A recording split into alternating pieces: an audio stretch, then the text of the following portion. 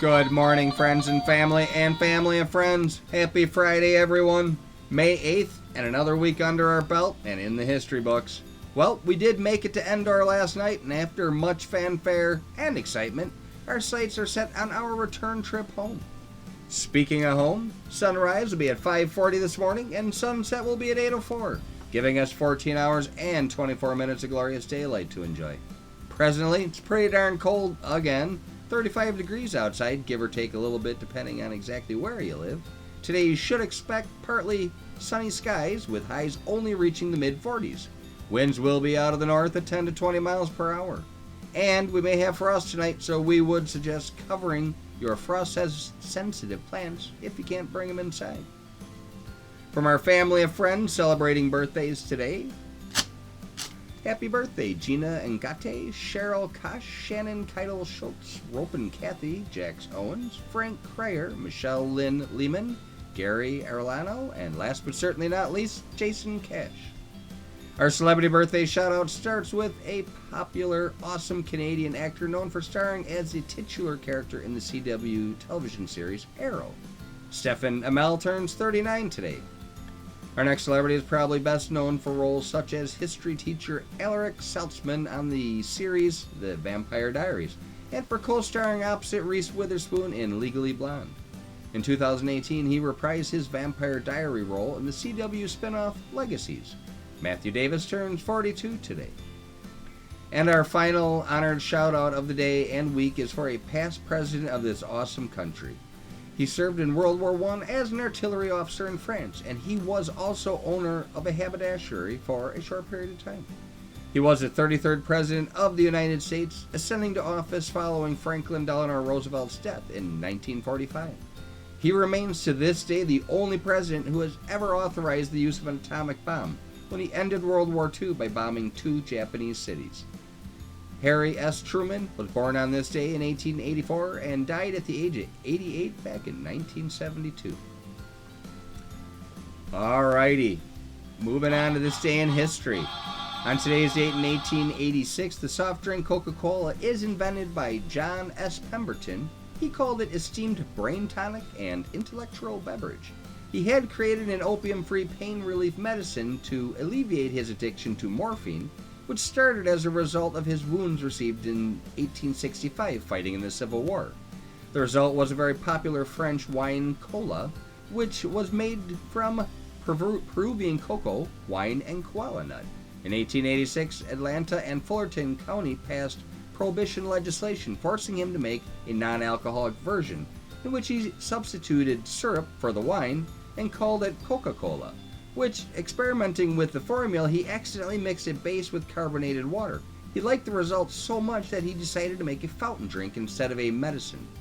Nearly bankrupt and suffering health issues, Pemberton sold the rights to his business partners shortly before his death. He had wanted to retain a share of the ownership to leave for his son, but his son wanted the money instead.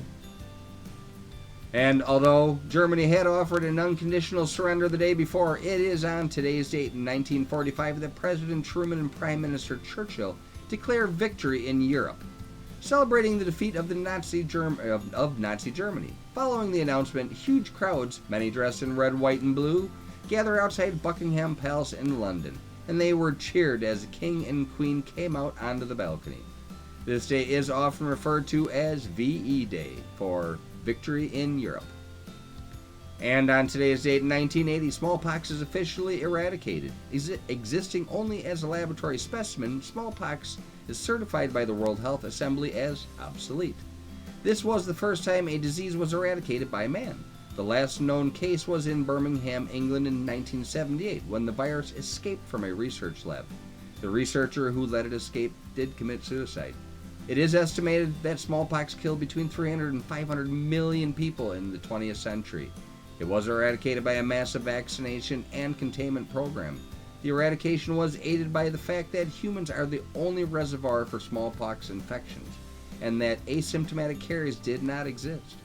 And now you know the rest of the story. Alright, on to our comedy corner. Why couldn't the Jedi open the door? He didn't use enough force. Today is National Space Day, National Coconut Cream Pie Day, National Have a Coke Day, National Student Nurse Day, National School Lunch Hero Day, National Provider Appreciation Day, and National Military Spouse Appreciation Day. Today's morning motivational is a simple, undeniable truth, and it comes to you once again from Time Life's Man of the Year, Yoda. You want to know the difference between a master and a beginner? The master has failed more times than a beginner has ever tried. So true. You can't win if you don't try to begin with. The Star Wars universe has touched the hearts and imaginations of millions of people worldwide. This week we've had fun exploring the Star Wars universe with you, and we hope you've enjoyed the experience. We're going to end the week with a series of fun little memes that we found. The first one cuts to the core of the storyline, Anakin Skywalker. We saw little Anakin go from an innocent young boy pod racing to a promising young Jedi who fell in love to the imposing figure who we originally met as Darth Vader. Eventually, he does fulfill the prophecy and bring balance to the universe, but unfortunately he wiped out almost all the Jedi before doing it. That part wasn't in the prophecy. These next few slides are geared towards the humor side of the characters that we know and love, and it is almost always on full display with Han Solo, a fantastic actor playing a great character. And as much as Luke redeems himself in The Return of the Jedi, he's just a whiny little kid in the first movie, and this meme personifies that perfectly. Spot on. Of course, everybody loves Chewbacca. How could you not?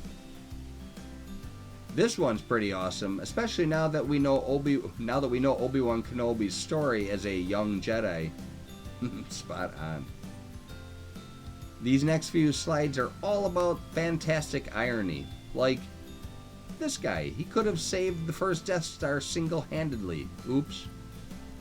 And boy oh boy is this one accurate, because I can't really remember a stormtrooper hitting a main character in any movie, other than Princess Leia on Endor, and that shot just nicked her arm. Woohoo, yup, a very rough day for take your kid to work day. And this one, pretty true. Kinda hard to blame the guy when you think about it. He just might be the most epic bad guy, good guy of all times, no doubt. But I hear he had a funny side, especially when he was around the kids. I think everyone has someone in their family who's tried the pull my finger trick. And of course, we can't leave out our friend Yoda. We had to dig deep to find this picture from years ago. Rumor has it he wasn't real thrilled that we planned on using it, but we knew he'd get over it. We even found one for those of you who are unable to take off from work, and sometimes this is probably how it feels. No matter what, the Star Wars universe is a fun universe, and we're glad the franchise continues to offer new stories and adventures. It's a blast, and it's been a fun ride. We do appreciate the time that you guys spend with us. We're always here for you. Reach out to us if you need anything. We're coming into an awesome weekend. Don't forget Mother's Day. And make it an awesome day. Make it a fantastic weekend. You have the power, and we'll talk soon. Thank you.